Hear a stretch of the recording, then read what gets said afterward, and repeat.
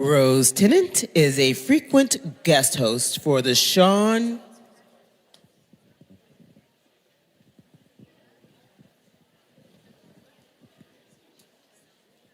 Welcome back, ladies and gentlemen. We'll be with you in one moment.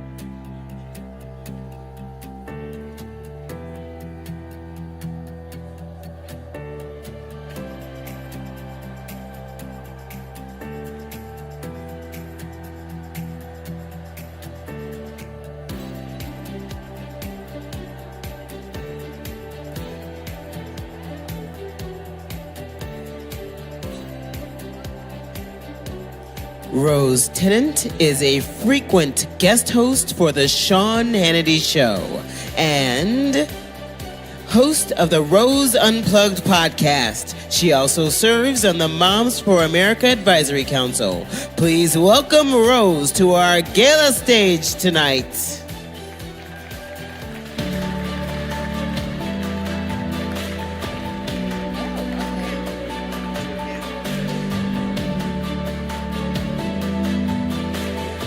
Good evening, everybody. Hey. Oh, I love you back. Hey, listen. I got to ask the guys in the room something real quick.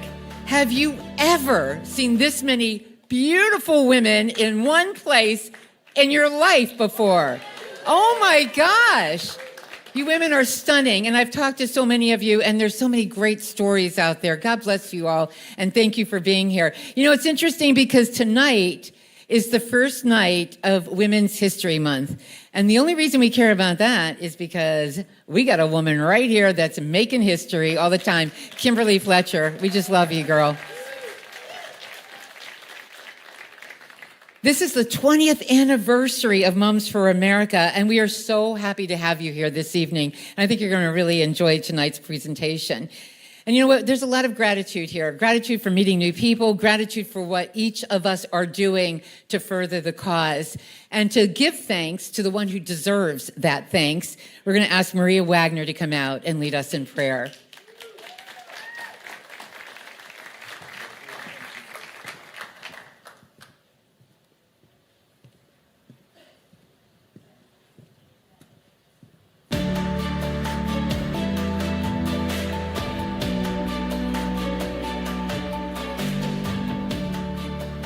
Well, good evening, everybody. My name is Maria Wagner. I wanted to share with you, first of all, a verse that was on my heart when I was writing this prayer.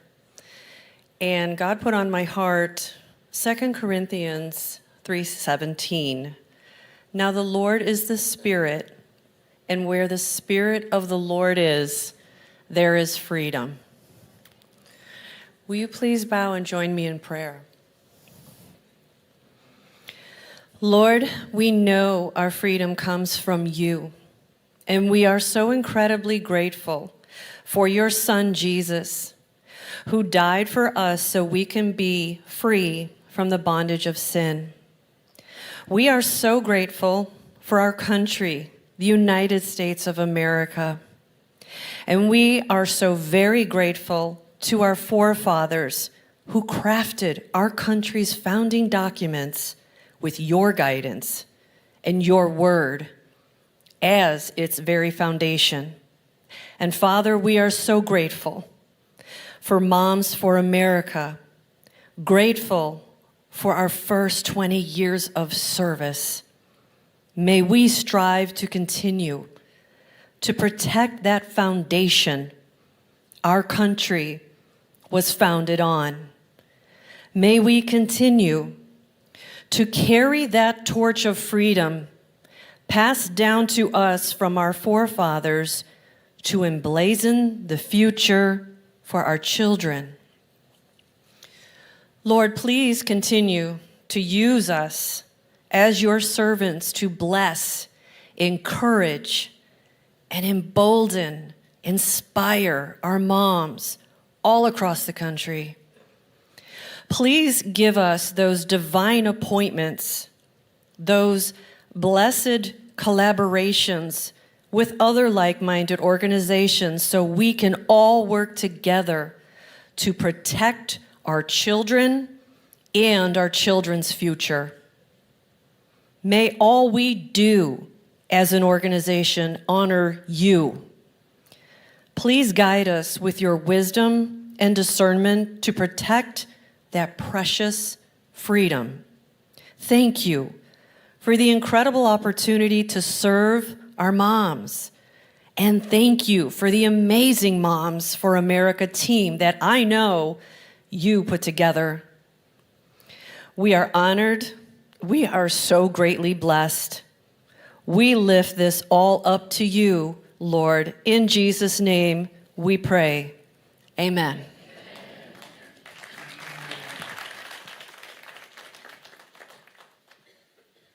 Maria is one of our national team leaders here, and I appreciate that prayer. It was so beautiful. And we're also very proud to bring to our stage tonight the beautiful voice of Natasha Owens, and she is here to lead us in the national anthem. Come on out, Natasha.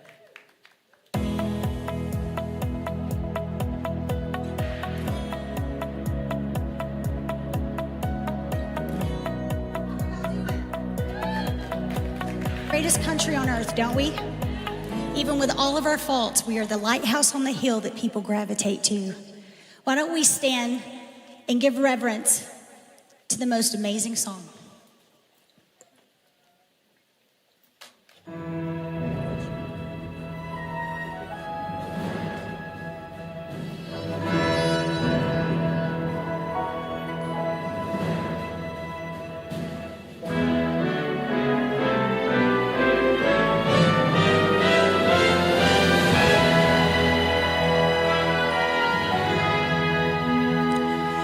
Oh, say, can you see by the dawn's early light what so proudly we hailed at the twilight's last gleaming, whose bright stripes and bright stars through the perilous flight o'er the ramparts we watched were so gallantly streaming.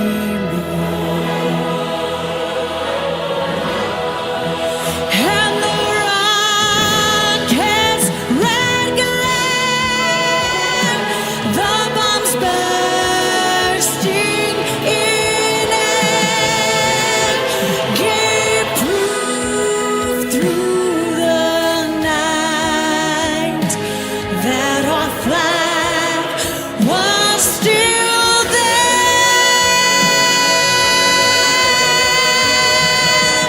Oh, say does that star-spangled banner yet wave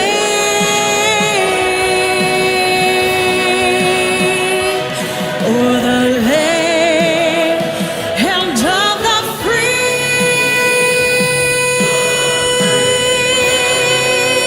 and the home of the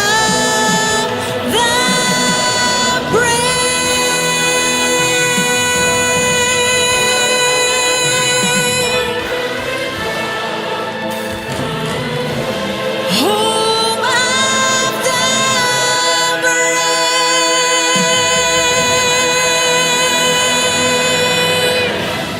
God bless you guys.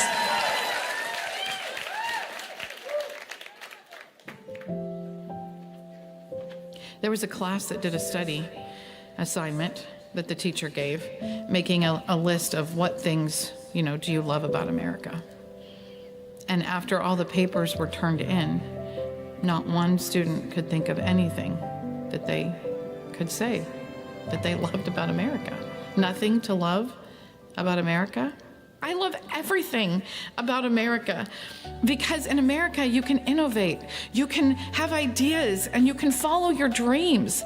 And the only person that can hold you back is you. I mean, there's no place like it on earth, and I just don't think children realize that today. And I 100% know that we can turn this around in one generation, because mothers are the last best hope of America.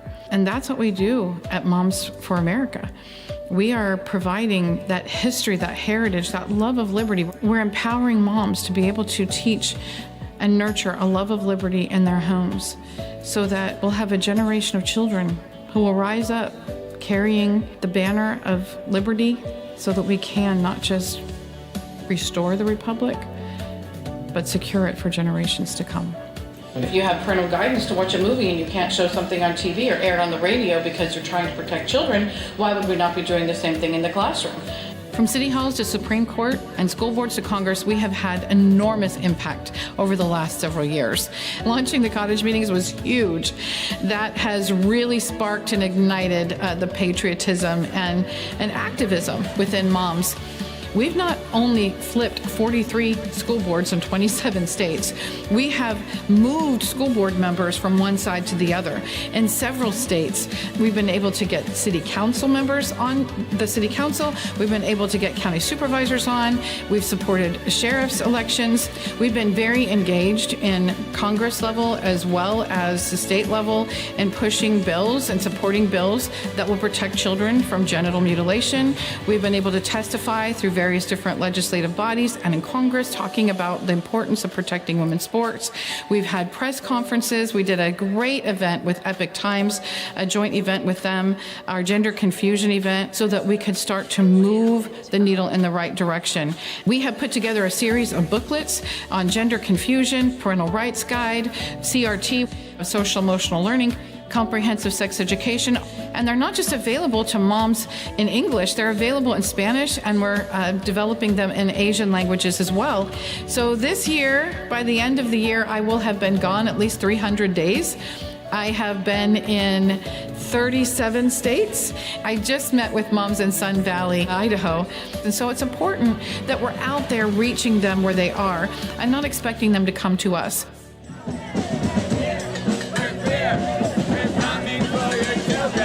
We are in a war. They are coming after our children. They're coming after families, our freedoms, everything that we hold dear. They're doing it in the schools. They're doing it in culture. They're doing it in video games. Every aspect of our society, everything that used to support us as parents is now going against us. And I am not going to allow any of my children or grandchildren to be a casualty in this war. And I want to reach as many mothers as possible so that they can make sure that their children and their grandchildren are not casualties of this war. God wins in the end, but I'm planning on winning a whole lot of battles in between now and then. Every mission has two parts, those who give and those who do. And when we come together, we are stronger together in fulfilling that mission. An investment in Moms for America is an investment in the future. And we literally hold the future of America in our hands. I pledge allegiance to the flag with liberty and justice for all. Good job.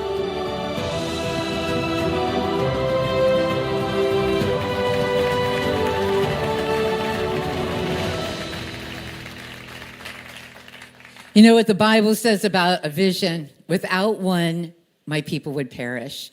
Kimberly, thank you for your vision.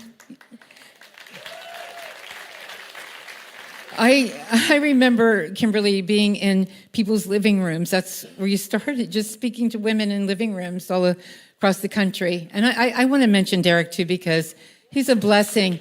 If anybody's been with him when we've done events, you are such a huge blessing. What a great partner you are. God bless you. Kimberly, I'm so touched by you. You know, I talked to a couple of women while I was here these last few days, and there are stories throughout this room, stories of bold women. A teacher was telling me about how she had been treated after she stood up and talked about what was happening in the school, in the curriculum, and she was treated so very badly and threatened by it. She's not going to be on the stage. She's in the audience. There are women like this all throughout the country that are taking chances, that are not hesitating and going forward courageously. We can push through difficult times. And listen, I understand, because when we watch what happens and we see what happened during those school board meetings and things that you've been called and being put on lists because you stood up at a school board meeting, I understand that there would be some hesitancy. But tonight I want to encourage you to move beyond the hesitancy and give you some examples of those who have made great strides in what we now can be proud of in this country. Well, I'm actually going to go back really far for just a moment, if you don't mind. I have a couple of women I'd like to use as examples. Deborah in the Bible, she judged a nation, and then she led a general into battle for a victorious win. That was Deborah. There's Jochebed. Jochebed found a very clever way to protect her child. She put him in a basket into a river. You know who that is. Moses, who led his people out of slavery because of his mom. Abigail, I love this story, okay? So Abigail had to get clever too, because she had to make up for her husband's foolishness. Not like any of us have ever had to do that now, right? We don't do that. But she had to. But consequently, she saved an entire household because of her cleverness and her boldness. So of course we can't talk about any women in the Bible without mentioning Esther. She's been mentioned a lot. The scripture has been brought up a lot these last few days. And if you think about Esther, she had a great life. I mean, like, we look forward to doing this once a month. This lady was drinking wine with her girlfriends every night. They had the best wine, the best food. She had the best beauty products. She didn't have to worry about a thing, not one thing, until she did. Until her uncle Mordecai approached her and said, listen, an entire nation is going to be annihilated, and you are in a position to do something about that. Now, she hesitated. She was concerned. She was afraid. She said, if I do what you were asking me to do, he wanted her to approach the king. If I do this, I could die because you don't go before the king without an invitation to do so. And he said, listen, I'm going to tell you something, Esther. If you don't do this, God might raise up somebody else to do it. And how will you feel about that? Or you might just perish along with everyone else. And how do you feel about that? And then she said, you know what? Okay, I will do this thing. And if I perish, then I perish. And that's when he said to her, how do you know that you aren't here for such a time as this? Those are powerful words. We've said them a couple of times these last few days, but those are very powerful words. I'm reminded of the scripture that tells us that we are to run with perseverance the race that has been marked out for us. That's past tense. God already marked out a race for us to run. We've got to run this race, ladies. We've got to do it without looking to the left or the right. We have to keep our eyes on the goal, and that is to protect our children.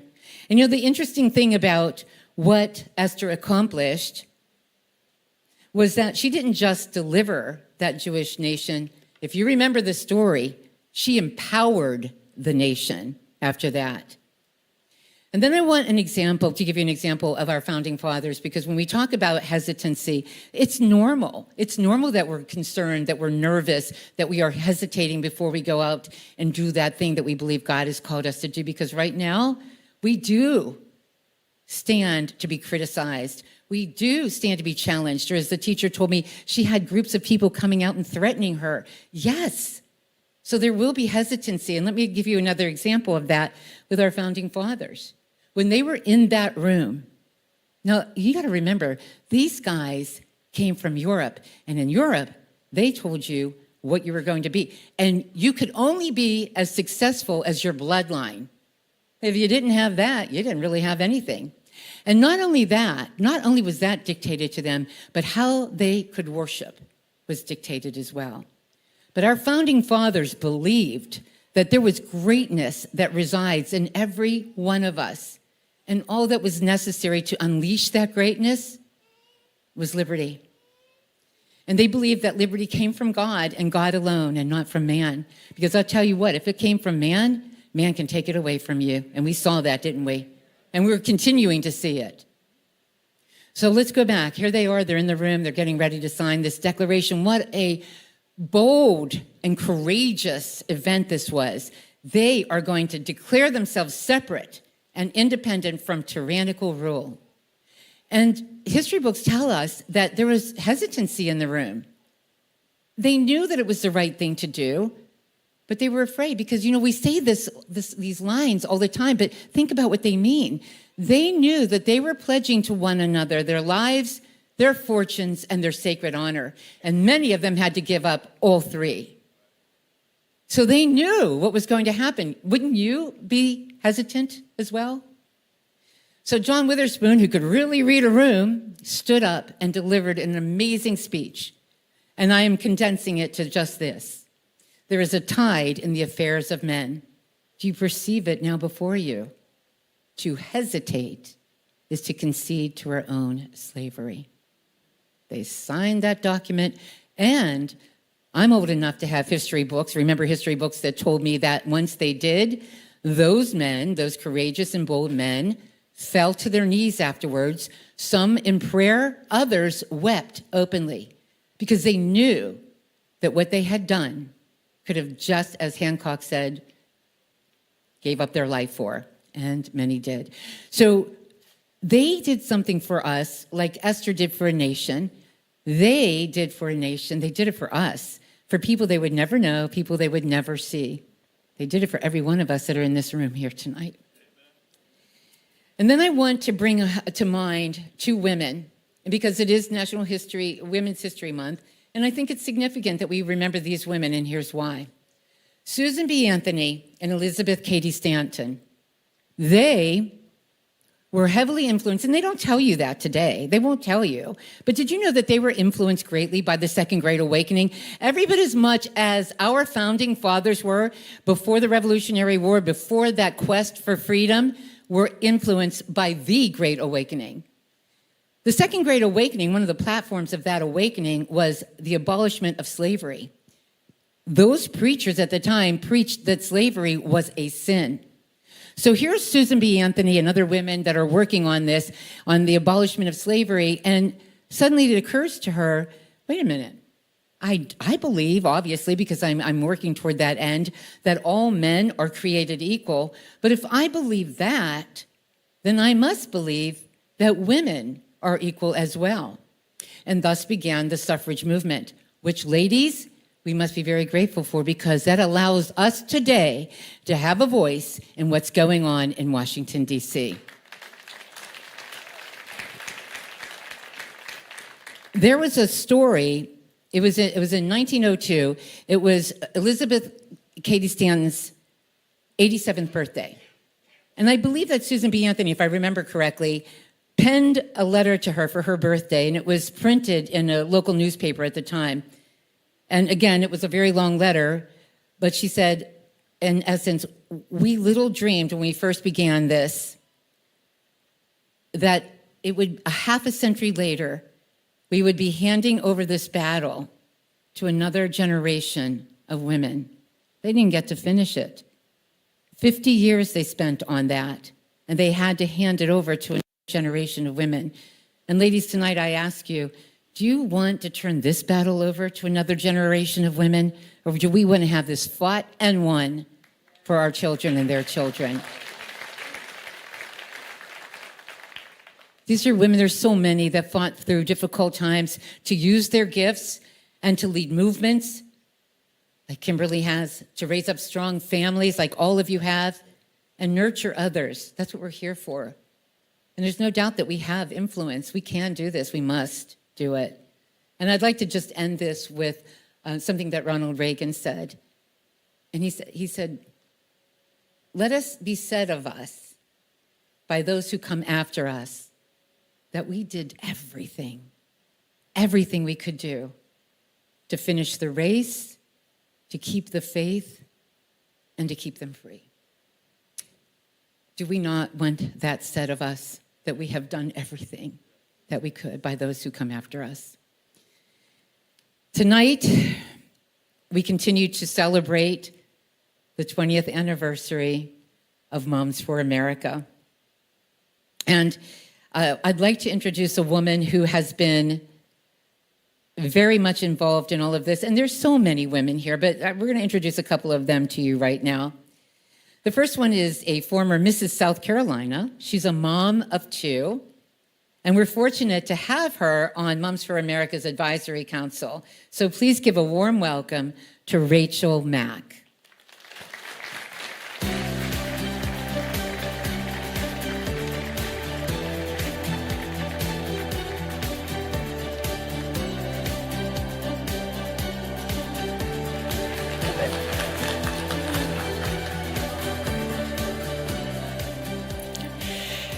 Big A, little a. What begins with A?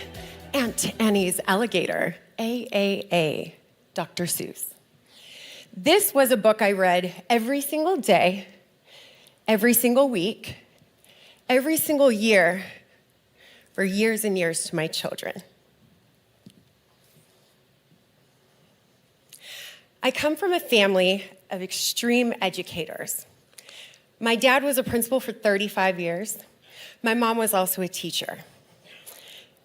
Education was such a big part of their life that my dad ended up being a legend in Arizona for the schools that he developed. It was back to basics, reading, writing, and arithmetic.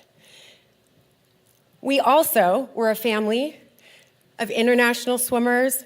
All of my four brothers and I had D1 scholarships for swimming. So swimming was a very, very big part of our life. For me, I struggled a little bit with school.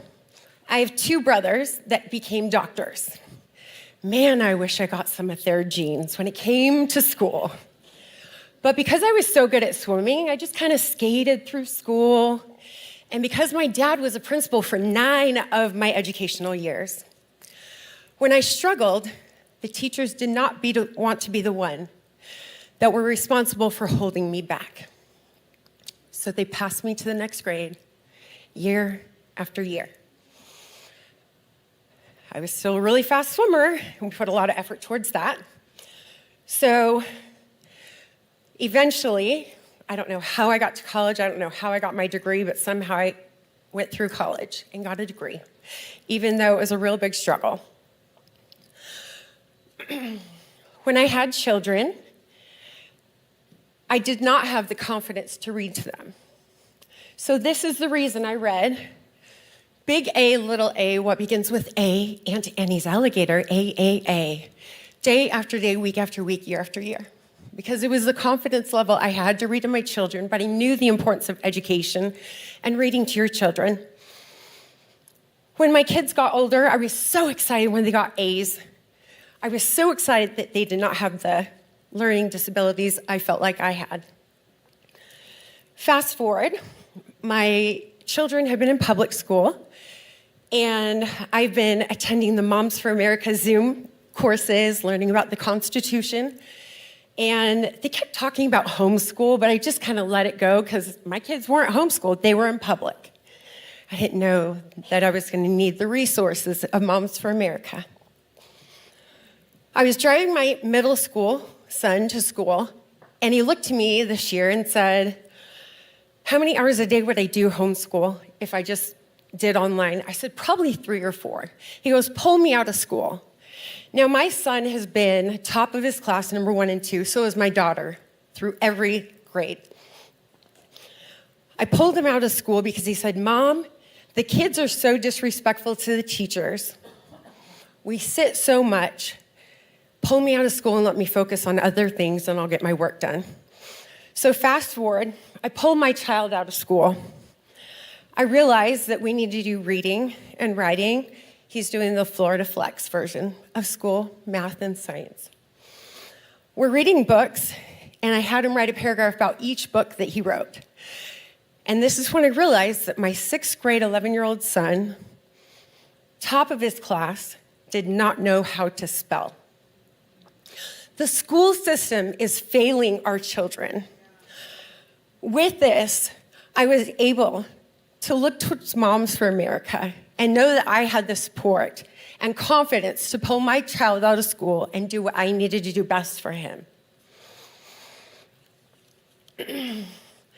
I urge all of you to have the confidence that if you don't think that you can homeschool your children, believe me, you can.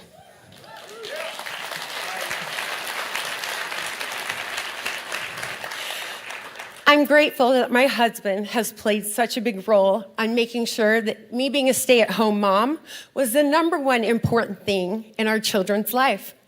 So I love that I have the ability to be able to be at home and watch him do what he's doing, and we've had so much fun with all these extra activities.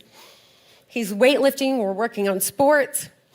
We're in so many homeschool Facebook groups. There are so many out there that there's an activity we could do every day of the week. You are not alone. Your kids will have socialization if you have a homeschool.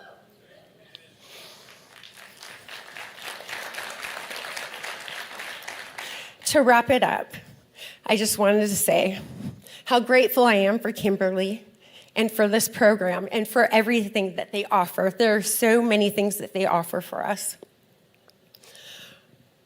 My favorite thing that I do with my child is every day we read. We read, he gets the left side, I get the right side, and we fight about who has to read more words on the page.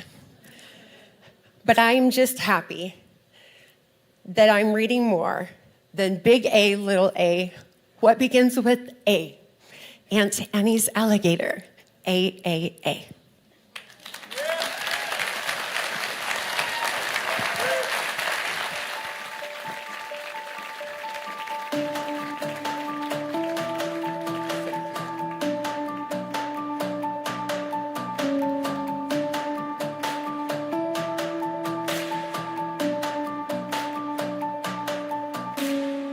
Our next speaker is a very dynamic teacher and mentor for our moms when it comes to America's history and patriotism. So I'm going to ask you to please welcome Julene Jackson.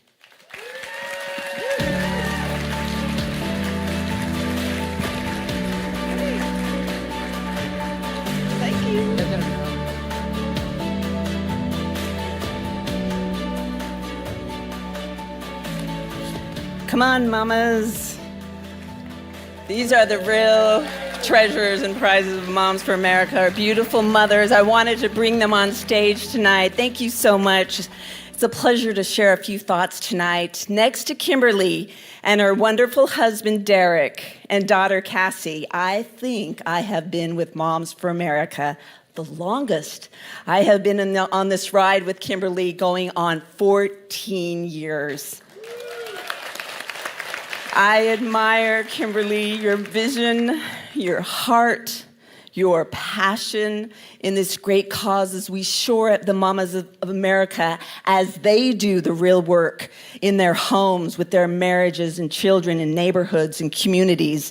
I was with Kimberly when it was just a couple of us mamas literally at the kitchen table. We kind of limped along here. We were so happy when we got, $4,000 in the bank.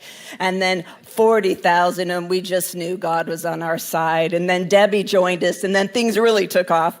After that, we made ourselves vice presidents. We formed an executive board.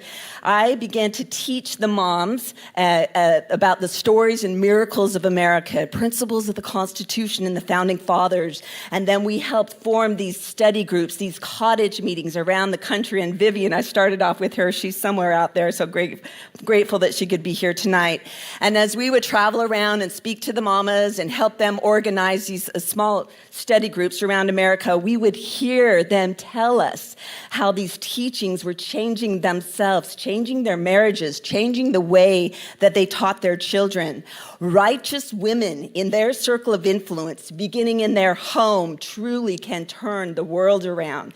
And we were seeing that firsthand with these cottage meetings. It's been said 10 small discussion groups in a community will do more to create a new way of life than anything else. And I have seen and understand the power of these meetings here. So I started a cottage meeting 14 years ago. Those women still meet today every Wednesday, 9:30 to 11:30. I mean, I've moved out of town and these ladies are still meeting. I wish I could tell you all the things that they've done. It's incredible. But we have one of the originals from that cottage meeting, Tammy Hirsch. She's from Utah.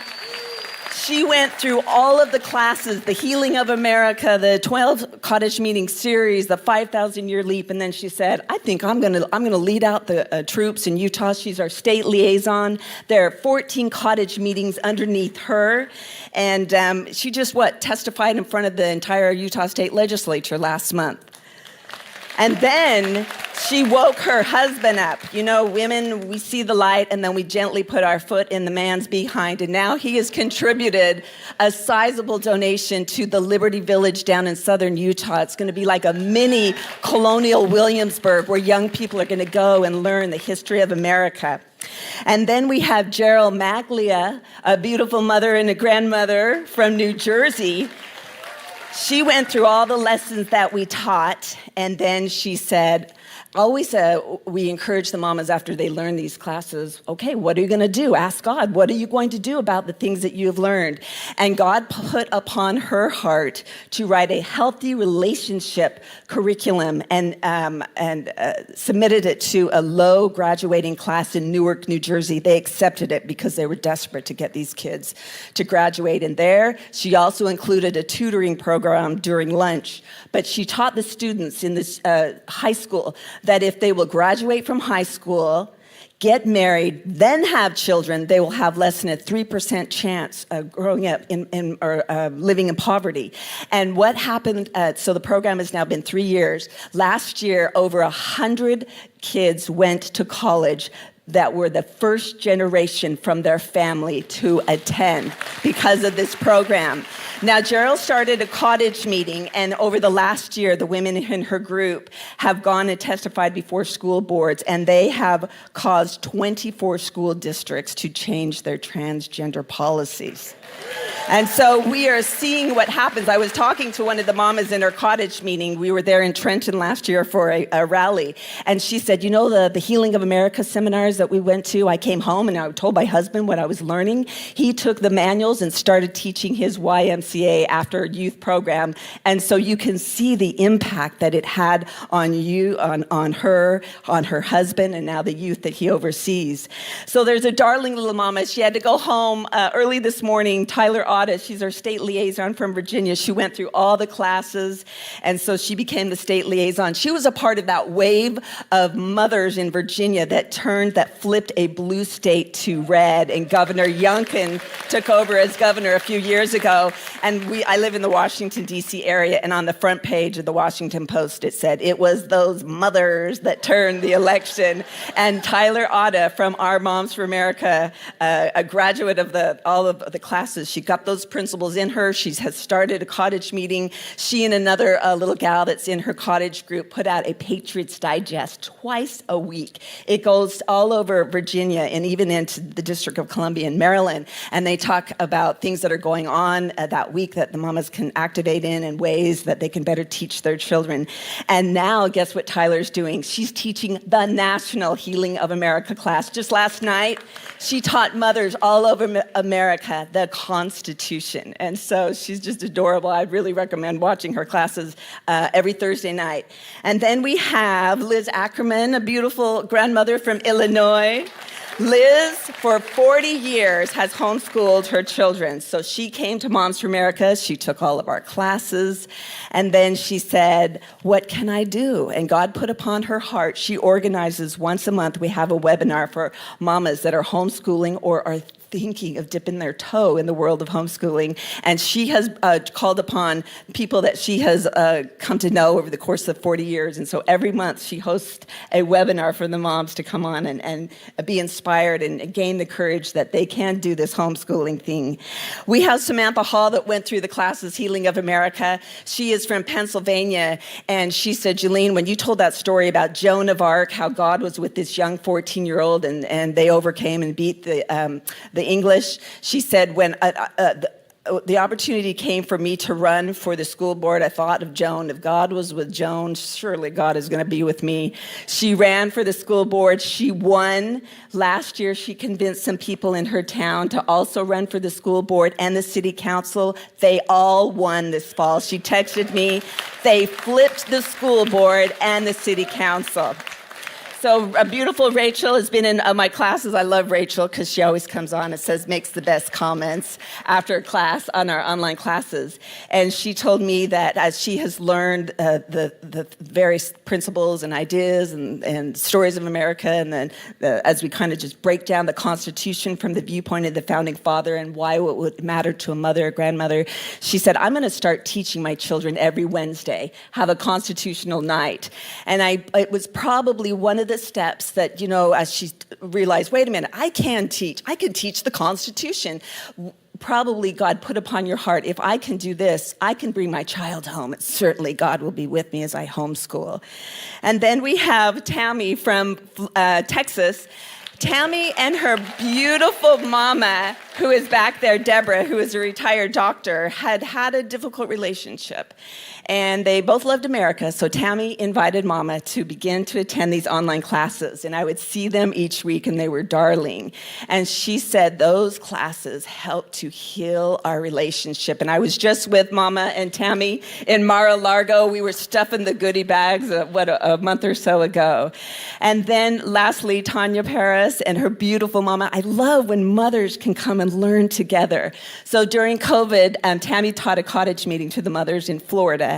And medical freedom obviously was a huge issue, and the gals in her cottage meeting, when you go and do something with 5 women, you get all kind of courage. And when you learn these principles, you're speaking with authority, and principles transcend party and politics, and you speak always, your position is strengthened, and this is what these women did. In fact, when they went up and met with the legislators, some of the moms told me the legislators were taking notes on constitutional principles because the mothers were schooling them.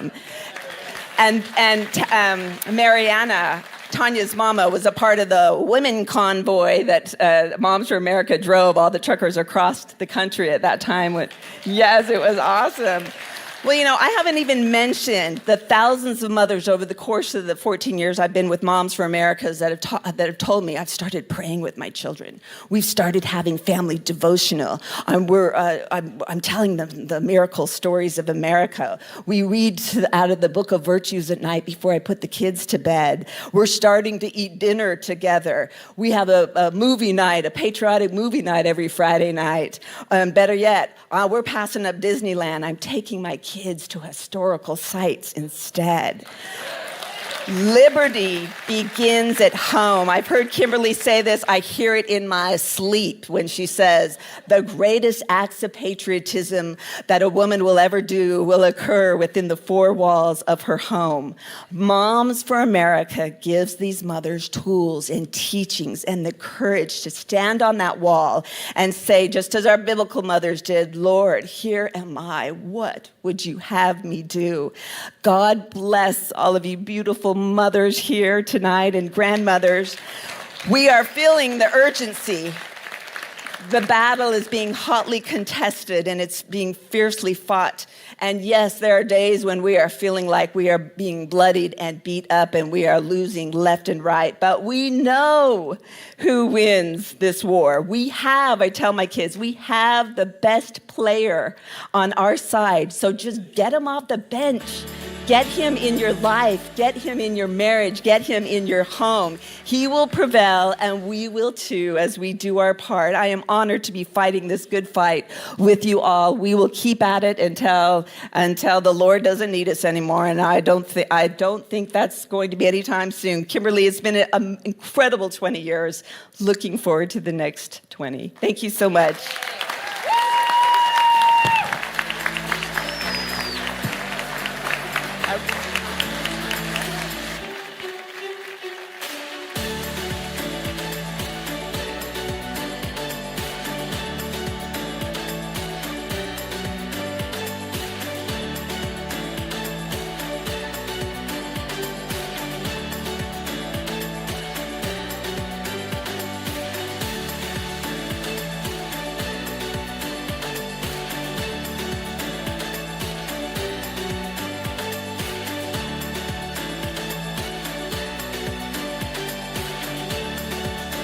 I'd like to introduce now a woman that is amazing. Kimberly, I'm sure you're going to agree that without the Vice President of Moms for America, she's shaking her head, yes,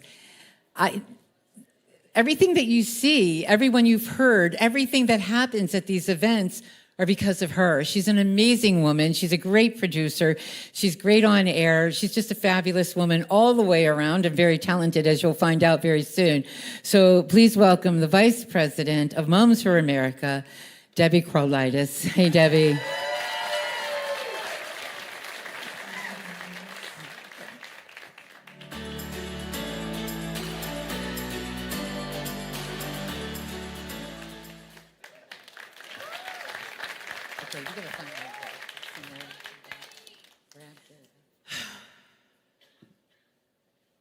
I didn't think that was going to happen. But I'm dedicating this song to Kimberly, to Moms for America. I wrote the song a few years ago, and when Kim asked me to sing tonight, I just felt like this was the song that would be the best. Because as moms, we are seeing, and as moms, we are hearing, and as moms, we are praying. We're praying for our country. So this is a tribute to Moms for America and to you, Kim.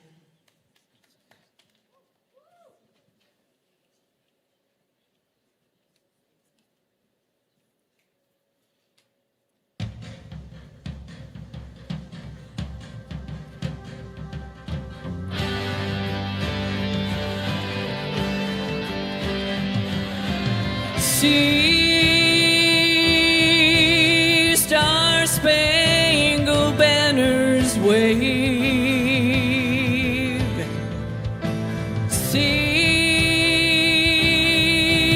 how every soldier gave. See home of the free and brave. In America, and here the songs that the choir sings, and hear the words that the preachers bring, and hear the sound of freedom ring in America. See, hear, and pray for America, and pray for our dreams and our dignity, and pray for God's grace on humanity.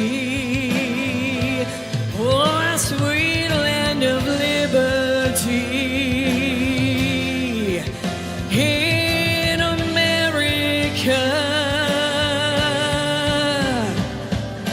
And see and hear and pray for America. Tonight we're celebrating all of the moms in the audience that are fighting for their children, for the dads who are defending their families, and for us, the moms of America, uniting together with courage, because America is our country. Amen. For we're united here, unshakable, we're standing for one cause. America, here's what we must do.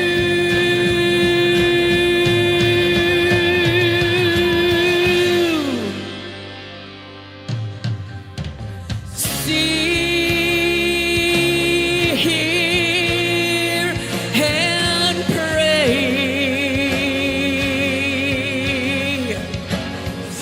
It's America. It's America. It's our America,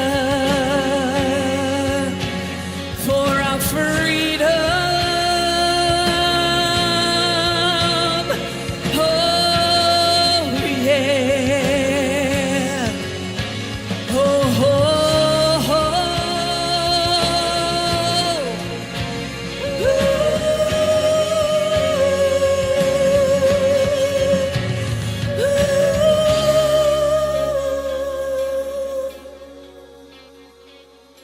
Thank you.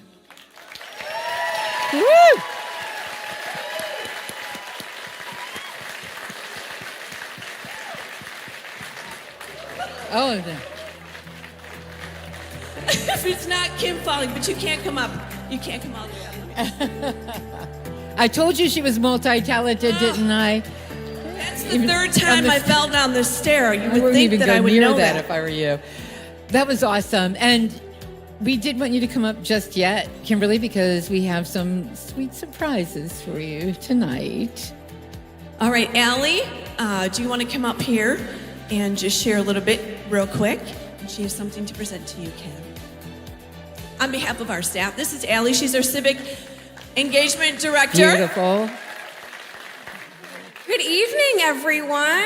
Are you all having a great time so far? My, what an incredible couple of days it's been. And while this has started very dauntingly because of where we are in the nation, and a lot of the time, what we go through as moms and what we go through when we're fighting to save our children in this time that we are alive in can be very discouraging. You know, I found Kim. I like to say God put us together.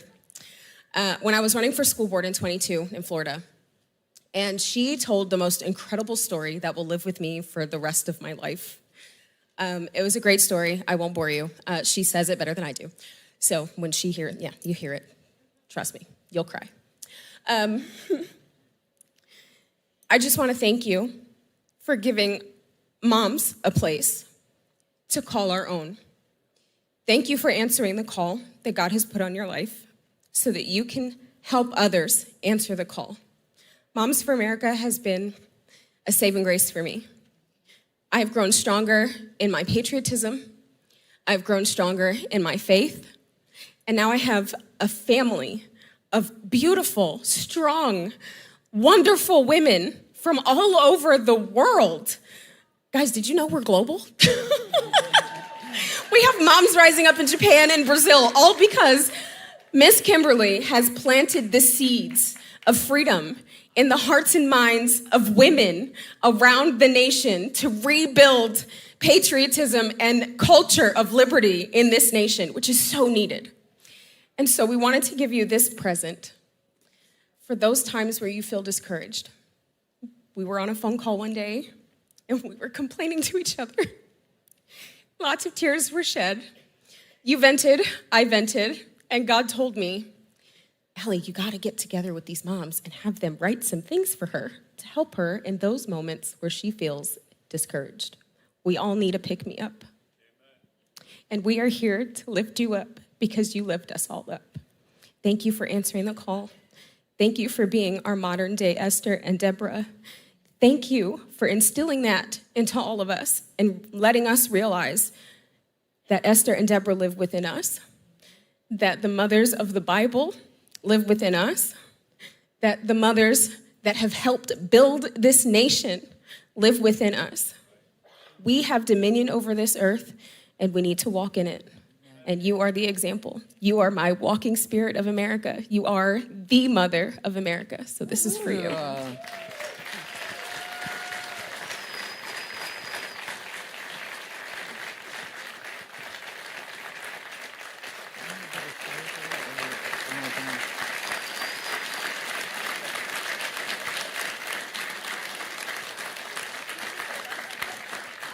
On the heels of this memory book that we did for Kim, a keepsake book, we also did this special video from our staff.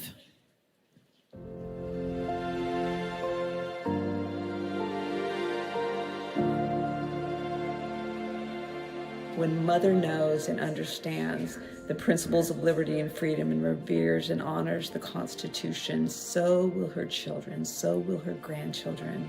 I'm so grateful for Kimberly Fletcher, for her vision, for her leadership, and for her perseverance. Congratulations on the 20th year anniversary of Moms for America. Here's to another 20. God bless. To me, you are the walking, talking, breathing spirit of America. So thank you so much for your heart, your passion, and your friendship.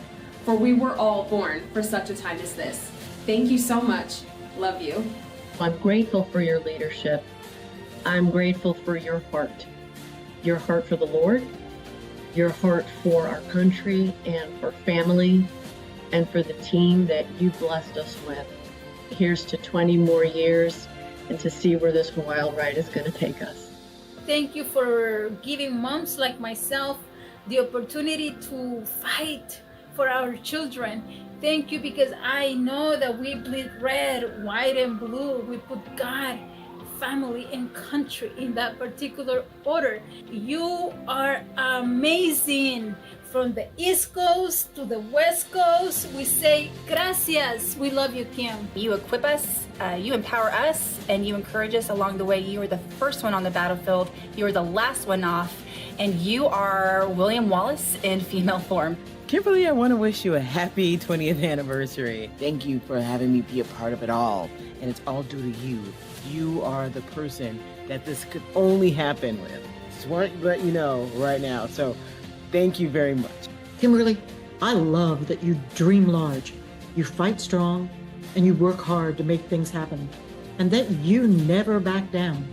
I love that you strive hard to embody the spirit of the servant heart, the innovative mindset, and the defender spirit into all those who work for Moms for America. We truly are better off for having known you. Thank you, Kimberly, and God bless you.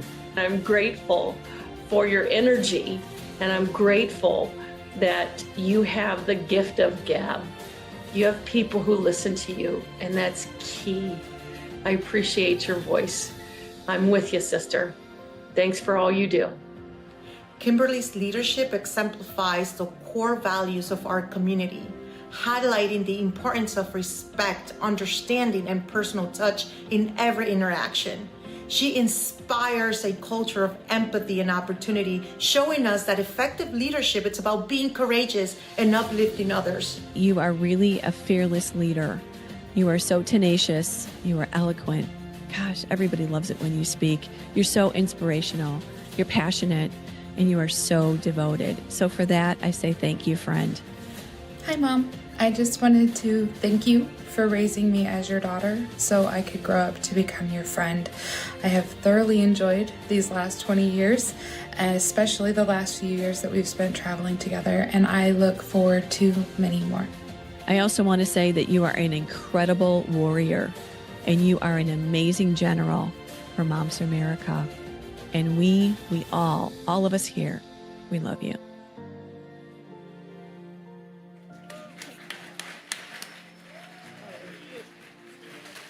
Oh, that was so good.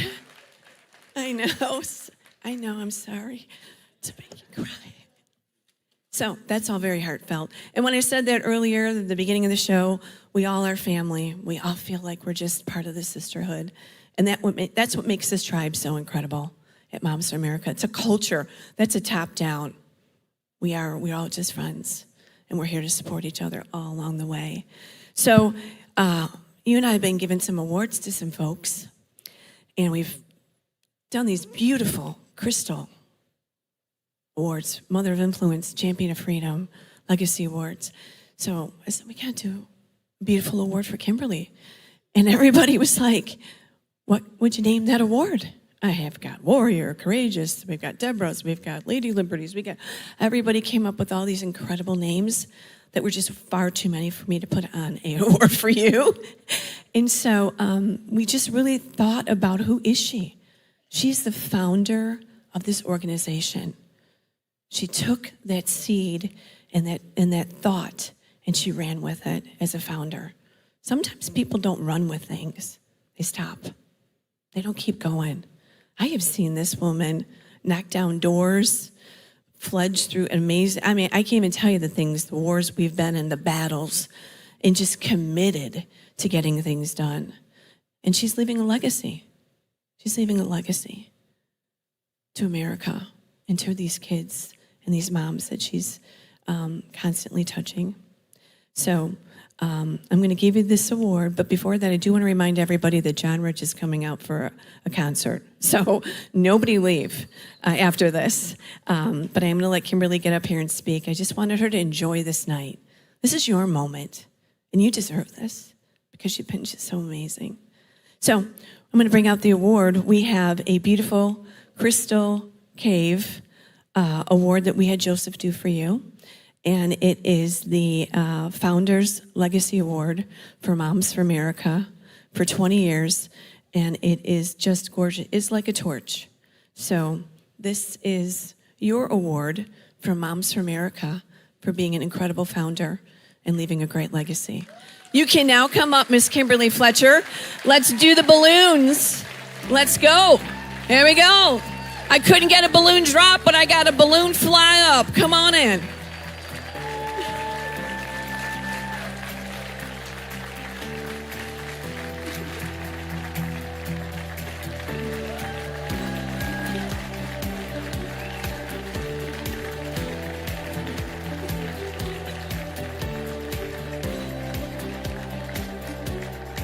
Do you want to see that?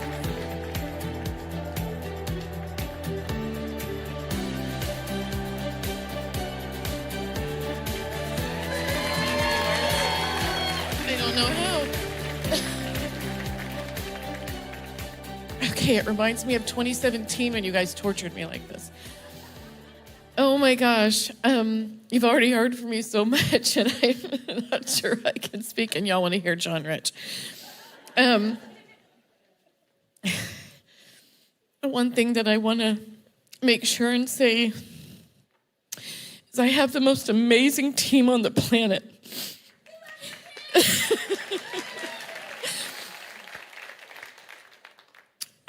I want to thank Pastor Troy Jackson for giving us a venue to hold this event. For Pastor Huck and his wife who are so willing to welcome us in. We put this thing together in just over 2 months. That's crazy.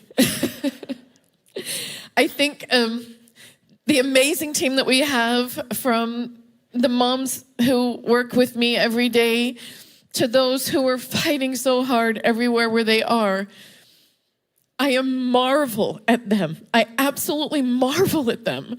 The things that they accomplish, the things that they do. And you know, when you give someone hope back, that's a thing.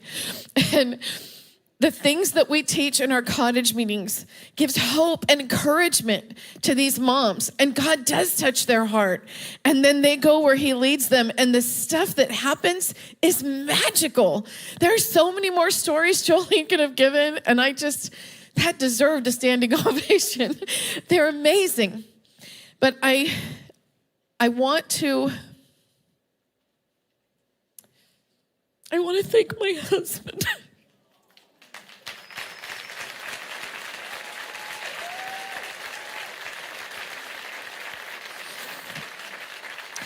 There is no way I could do this without him. You need to have that strong partner by your side.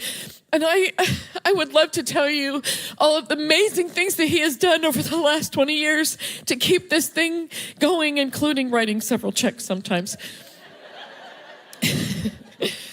But you know, everybody has their weaknesses, and I can stand up here and talk, and I've sung before thousands of people, and that's never bothered me.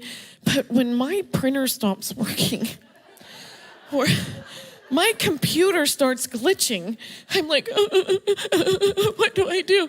And in comes this white knight galloping on his horse and pushes a little button and says, "There you go, baby." He's my technological genius. Turn it off, turn it on. Learn that. I could not do this without this man.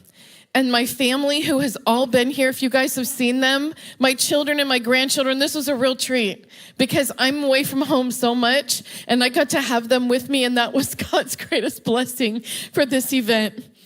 The amazing people that I meet when I go around the country, the stories that I hear of those that are concerned and suddenly are infused with hope, that is what keeps me going.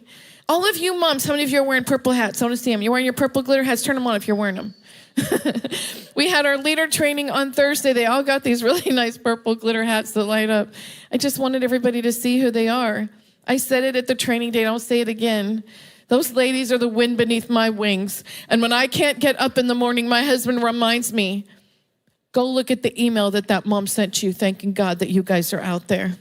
So I want to thank God for all of them for being out there, and for my husband who makes sure I keep getting up and not giving up. Thank you.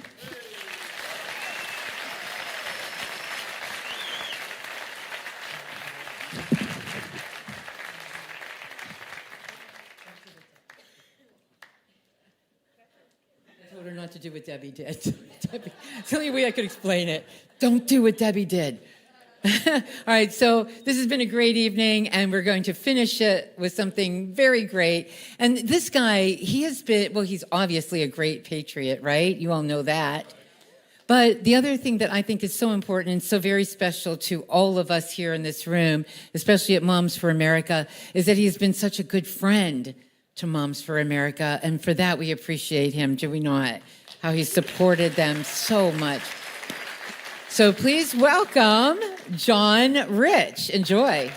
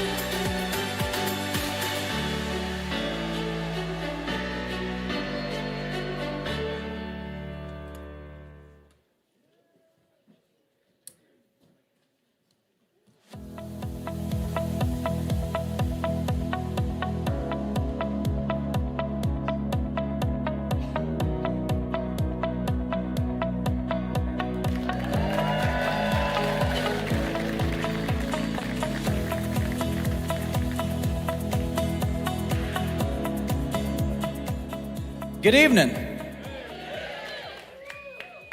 How's everybody doing tonight? Congratulations on 20 years of bringing the fight to the bad guys. Can I get a yee-haw one time? Huh? Where's Kimberly sitting? Hi, front row. Congratulations. It's an honor to be associated with you and put our fists up together, you know, and make some stuff happen. How many states now are working on that bill that we started talking about? 7 or 8? 7 states.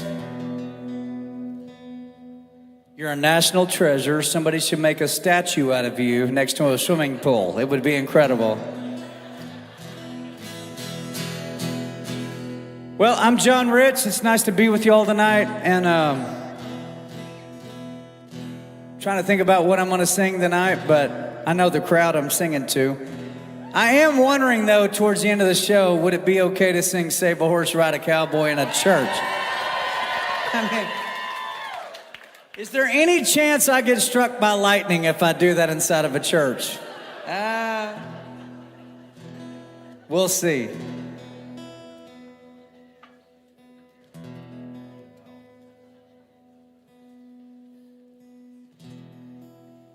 Before I get started, how about a round of applause for my band tonight, guys? Don't they sound good?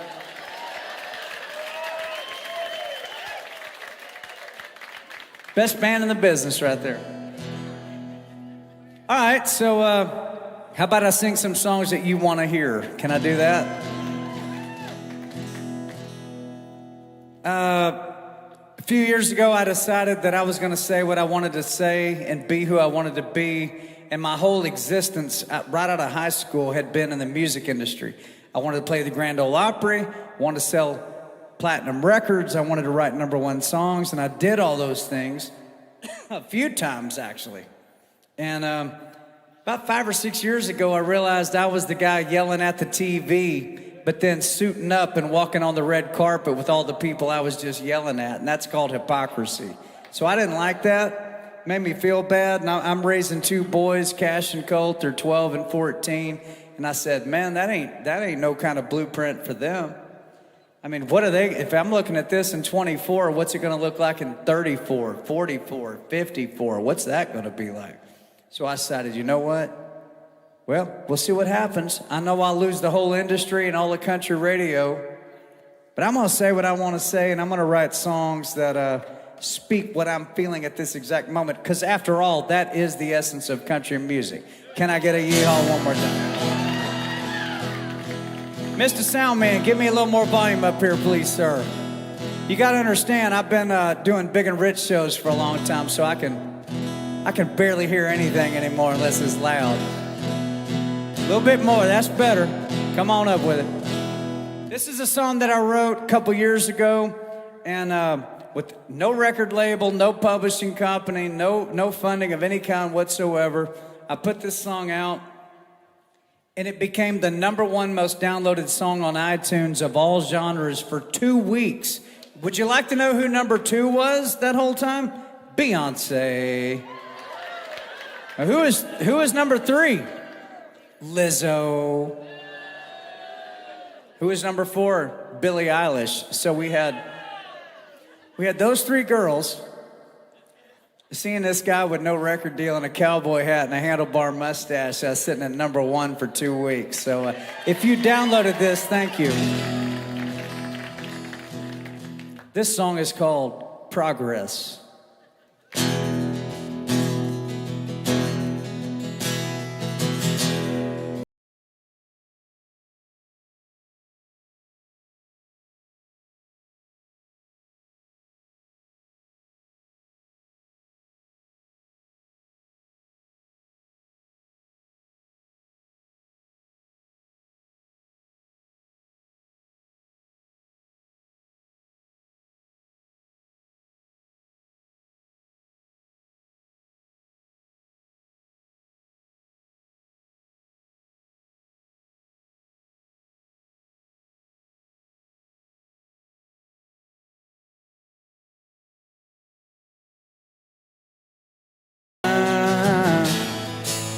Stick your progress where the sun don't shine.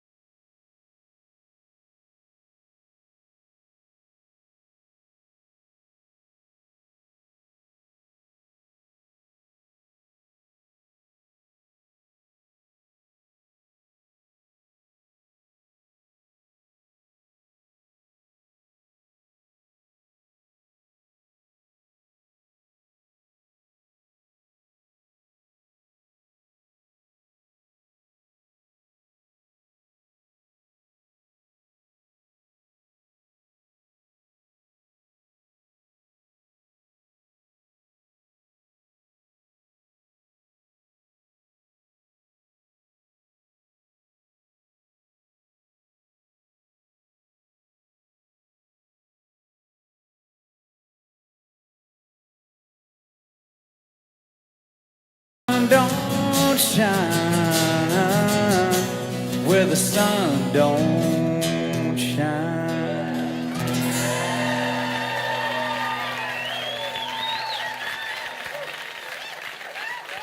Kimberly likes it. This show is really for you, honestly. I'm singing straight to the front row tonight. Oh, yeah, they hated that. iTunes tried to kick it off. They said, oh, we can't let that be number one. They tried, and then my attorney called them.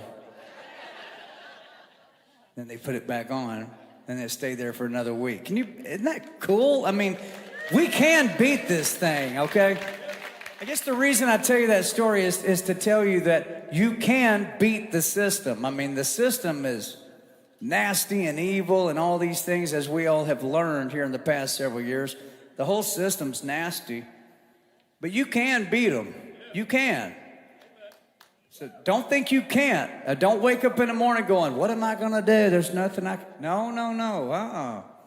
See, they got their fists up, and they've had them up for a long time, and they just keep beating and banging on us all the time because they don't think we'll ever stand up and put our fists back up in the other direction. You know, bullies don't like people that punch them back. They don't like that. They don't look so tough when you break their nose one time. Can I get a yeehaw? I would say something else, but...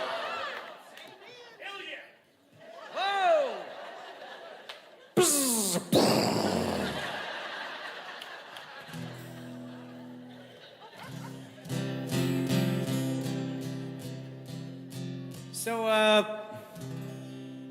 want to play a song that I wrote about 3 years ago, and I put this one out. This was the first one I ever did outside of having a record deal. I didn't know how it was going to go. Didn't really care, because I didn't write this song as a piece of commerce. I wrote it because the boss hit me right in the back of the head with it one day, and in about less than 60 minutes, I had written this song. I put it out there, and Franklin Graham heard it, and Franklin said, that's quite a song. I said, yeah, I'm going to shoot a video on it. I don't know what to do yet. And he goes, how about Samaritan's Purse? Can we put them in the mix of it? And I said, yeah, absolutely. And so I donated every single dollar that's ever come in and that ever will come in on this song to Samaritan's Purse. And last the accounting said we was about $118,000 back to them on this song. So it did a good job. And so the way this song came about was I was looking through my window and all the riots were happening, and then that's when they said, put on your mask, and not long after that, you got to shoot this in your arm or you're going to lose your job. And in my case, you can't play a concert if you can't show me that you shot that in your arm or your fans didn't or whatever. And I told them, I said, you know what? You can go straight to hell, because I'm not doing that. I'm not doing that.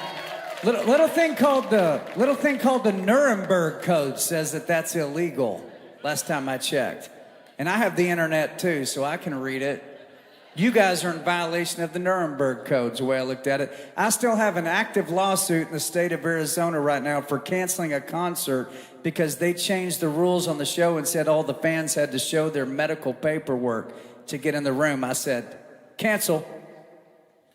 We're suing you. I said, good, because I will be there. I will be in the courtroom. I cannot wait. Please, God, can we take this all the way down the line?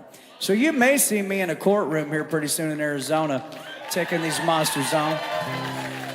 Do I look scared to you? I mean, seriously. I'm chewing bubble gum and playing a rhinestone Gibson guitar that says Scream on the back. I'm not exactly concerned about some numbskull in Arizona. So don't threaten me with a good time, is what I have to say about that. Miss Hobbs? Arizona, right? Yeah, that's what I thought. Yeah, Arizona. Yeah, there's an Arizona guy suing me over canceling a show out there, so. You know what? We should just pack the house. We should pack the house, sister. Let's pack it. Come on. Well, I'll let you know when the court date is. I can't wait. Oh, I'll be sitting there eating donuts. It's going to be good. So this is the song that I wrote when all that was going on. And the picture I had in my head before I wrote this song was of an old, like, World War II guy sitting in front of an old CB microphone, you know, the big ones that look like that, and they're pressing the button. And the old man sitting there going, he's pressing the button, he's saying, "Earth to God, come in, God. Earth to God, come in, God." And what does humanity want to hear coming back? "This is God, come back, Earth." Right?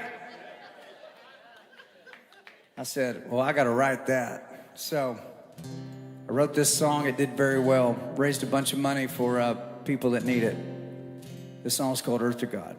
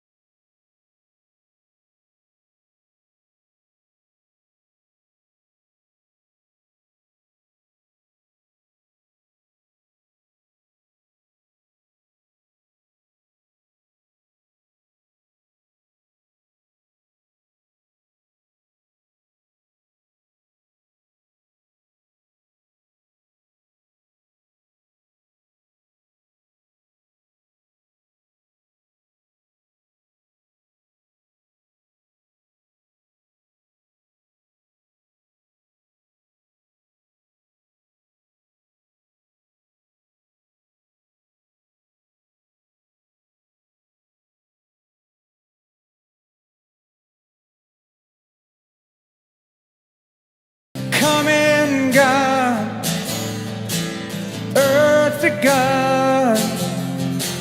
Come in, God, Earth to God. Come in, God, Earth to God. Come in, God, Earth to God. Come in, God.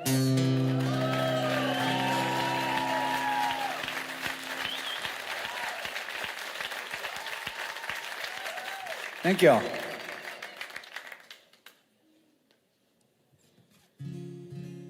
I think one important thing to remember in 2024 as the war rages is to keep your sense of humor. The thing they hate the most is when you mock them. They mock us all the time. They ain't used to having it coming in the other direction. What's that Bible verse say? Resist the devil and he will flee from you. He will run if you just resist him.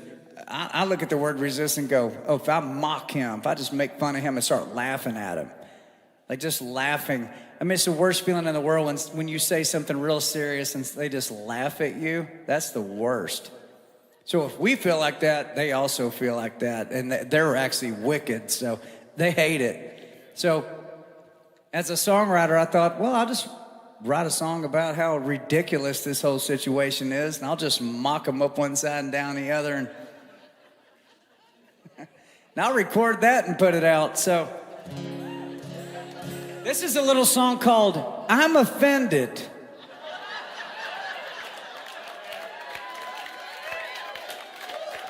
Stop, come on.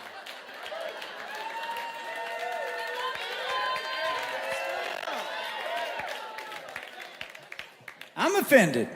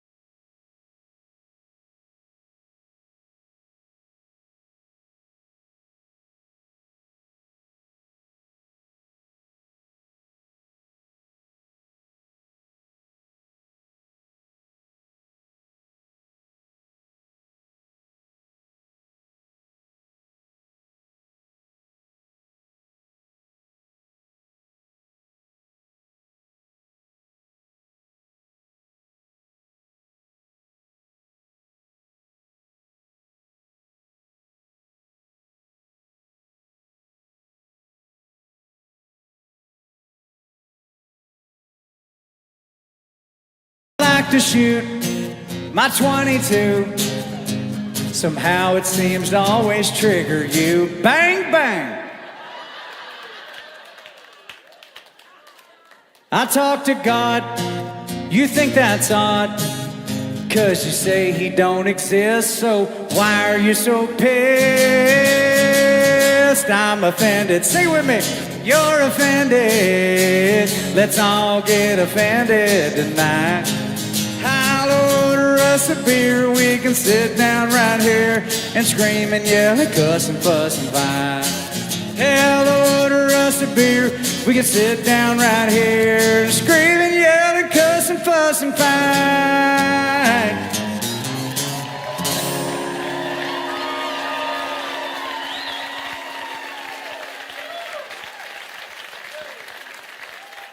Oh, they hated that one.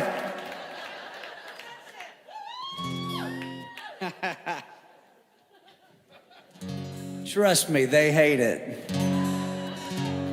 Do you want the enemy to think highly of you? I mean, at the end of the day, really, how could you sleep at night if the enemy thought well of you?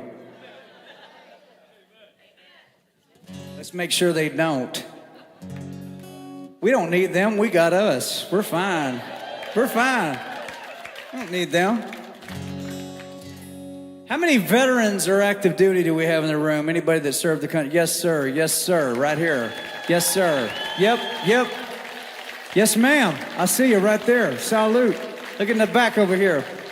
We'd like to say thank you for your sacrifice and for your service to the United States of America.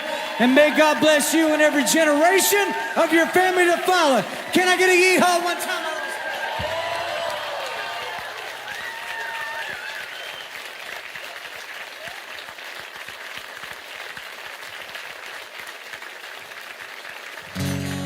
We love you and we appreciate you. Thank you for what you've done.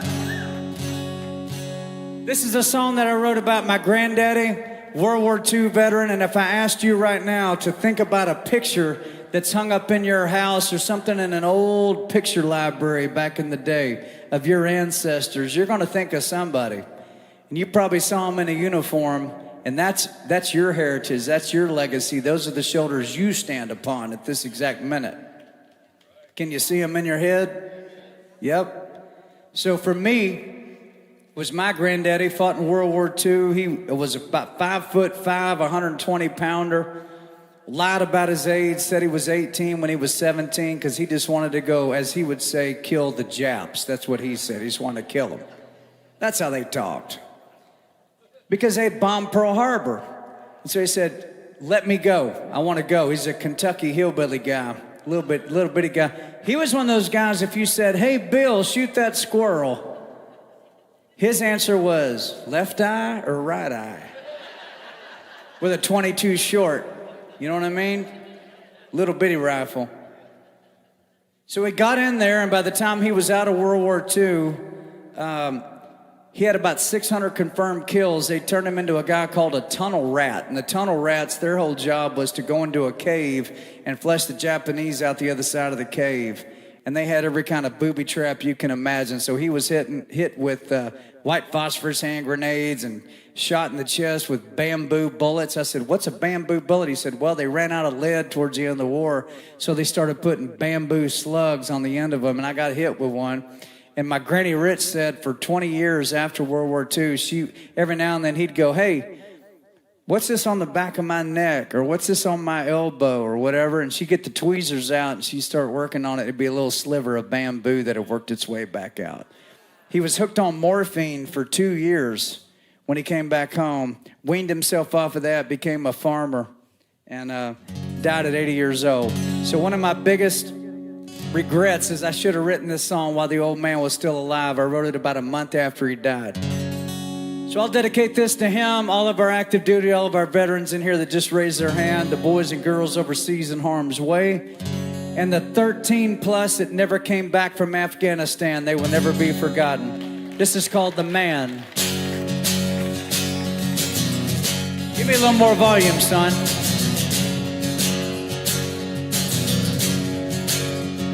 Well, he was one of the millions who signed up to defend us. long ago in 1941. And when they sucker punched us in Pearl Harbor, he fought under MacArthur 17 with an Army Thompson gun. Well, he stormed a lot of beaches, slept in jungles with the leeches. He saw things a young man should never see. And when they shot him in the shoulder, he got back up and he marched forward, left a lot of brothers dead in Kwajalein. And if it wasn't for the good Lord and the man, there wouldn't be a breath of freedom in this land. When I see people on my TV taking shots at Uncle Sam, well, I hope they always remember why they can. 'Cause we don't be speaking German or living under the flag of Japan. If it wasn't for the good Lord and the man, if it wasn't for the good Lord and the man, can I get a yell now? Now I'm the grandson of a soldier, and I'd fight the whole world over if duty called and freedom's on the line. But thanks to the greatest generation and the ones still fighting for our nation, I've never had to kill for my way of life. And if it wasn't for the good Lord and the man, there wouldn't be a breath of freedom in this land. When I see people on my TV taking shots at Uncle Sam, I hope they always remember why they can't. 'Cause we don't be speaking German or living under the flag of Japan. If it wasn't for the good Lord and the man, if it wasn't for the good Lord and the man.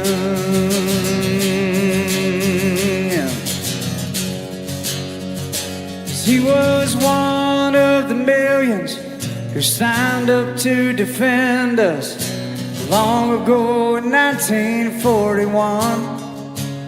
And when they sucker punched us in Pearl Harbor, he fought under MacArthur 17 with an Army Thompson gun.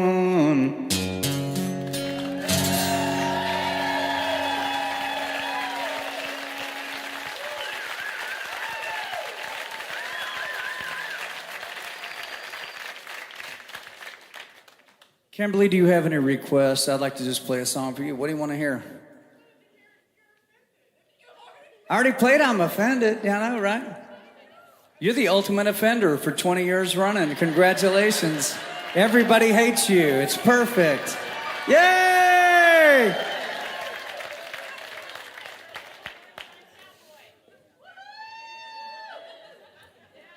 Anything else? You got anything on your mind? I mean...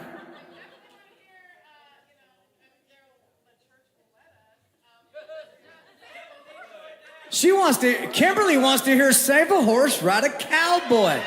Oh my goodness. Such a rebel. So my dad started preaching at 19 years old, and he still preaches. He's a prison preacher.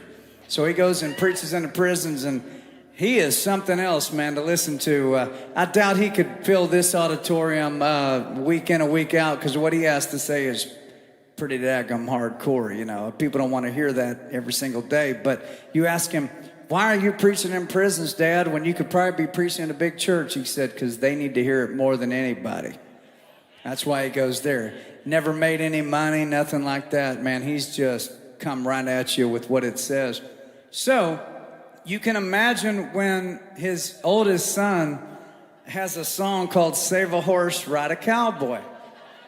This was an interesting conversation over the Thanksgiving table. It was so comfortable for me.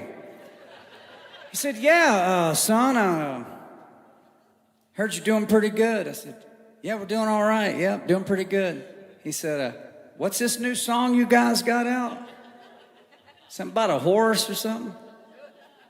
I said, Save a Horse, Ride a Cowboy. He said, yeah, that's it. He said, you think you ought to be singing things like that? I said, well, the first song you ever taught me was Folsom Prison Blues, where he said, I shot a man in Reno just to watch him die, so I don't know what you expect, because... He said, that's fair point, fair point. He said, son, do you intend on tithing on this song? 100%, 10%, if not more. He goes, well, all right, I hope it's a big hit for you. That's what my dad said. I said, thank God. Can I eat some fried chicken now, please? That was very uncomfortable, but this song did pretty good. I'm fairly certain that it caused a small baby boom in the early 2000s, this song did. Thank you guys for inviting me to your 20th year. Congratulations to Kimberly Fletcher being a real patriot, a real leader, and somebody that the world has to deal with right here on the front row. It's an honor to be associated with you, ma'am. Let's have some fun.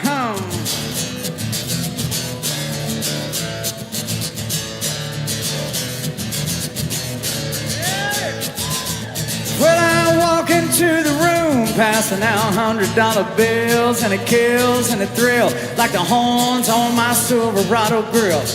High by the bar, triple round a crown. Everybody's getting down in this town. It ain't never gonna be the same. Y'all sing it. 'Cause I saddle up my horse and I ride into the city. I make a lot of noise 'cause the girls, they are so pretty. I be riding up and down Broadway, my old stud Leroy, and the girls say, save a horse, ride a cowboy. Everybody say, save a horse, ride a cowboy. Get it, Kimberly. Yeah, well, I don't give a dang about nothing. I'm singing and bling-blinging while the girls are drinking.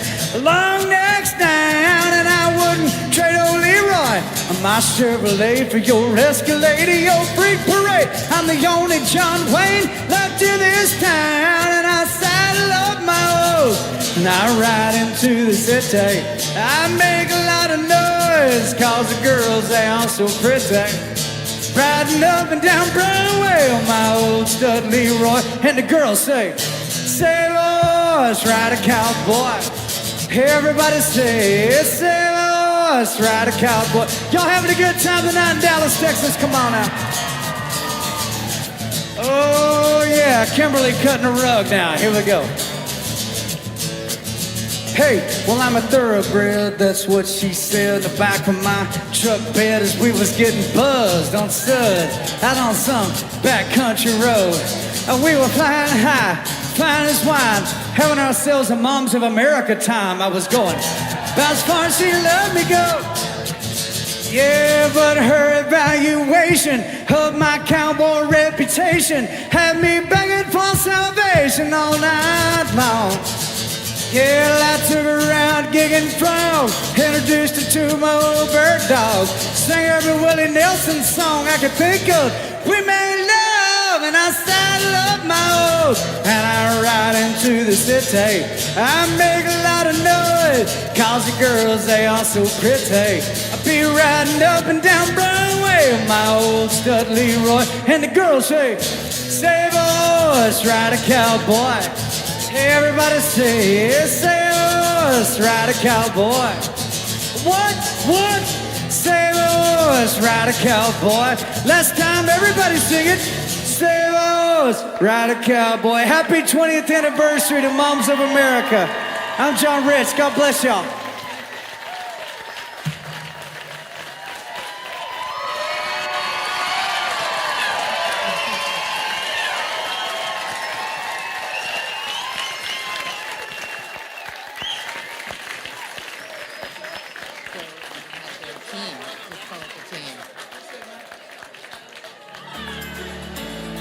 All right, tomorrow we still have some wonderful things happening on stage here. Go out with joy tonight and be led forth in peace. And if we could have the team members of Moms for America on stage, please, so we can get a photograph. Team members, Moms for America, come on stage.